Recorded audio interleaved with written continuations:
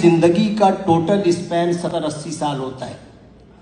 बकौल जॉन एलिया के कि हम बेहतरीन, अमीर तरीन, खूबसूरत तरीन और ज़हीन तरीन होने के बावजूद हमारा अलमिया यह है कि हम एक दिन मर जाएंगे।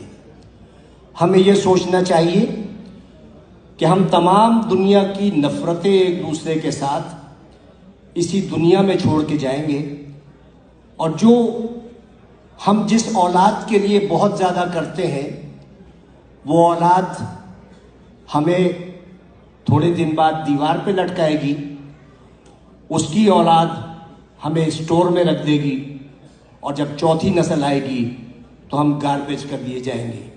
हमारी दुनिया में इतनी ही हकीकत है और इतनी ही हैसियत है। मैं दावे से कहता हूँ कि इस महफिल में बैठे हुए 10% लोगों को भी अपने दादा की शक्ल या परदादा का नाम याद नहीं होगा। यही कुछ हमारे साथ भी होगा।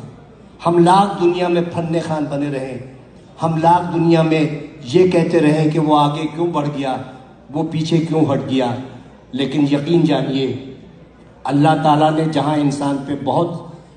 इंसान पे इतने एहसानात किए हैं, वहाँ एक बहुत बड़ा उसका एहसान ये है कि उसने 3 चीज़ें अपने पास रखी हैं। वो चीज़ें ये हैं कि मैं जिसे चाहे इज्जत दूँ, जिसे चाहे ज़िल्लत दूँ, मैं जिसे चाहे ज़िंदगी दूँ, जिसे चाहे मौत दूँ, और मैं जिसे चाहे रिस्क दूँ और जिसे चाहे मुफलिसी दूँ। अब आप सोचें कि अगर इज्जत देना मेरे जैसे किसी छिछोरे आदमी के हाथ में होता तो इज्जतदार सिर्फ मैं होता और आप सबकी बेइज्जती होती।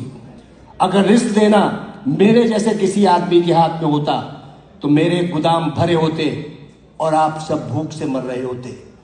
अगर इसी तरह जिंदगी या मौत मेरे हाथ में होती तो सिर्फ दुनिया की आबादी एक शख्स की होती, क्योंकि मैं सबको मौत से हमकनार कर देता। इस राज को समझने के लिए ज़रूरी है कि मोहब्बत और नफ़रत के बुनियादी फ़र्क को समझिए। बहुत बाल बराबर फ़र्क है। मोहब्बत के लिए कहते हैं कि मोहब्बत अंधी होती है, मोहब्बत अंधी होती है और नफ़रत अंधा कर देती है।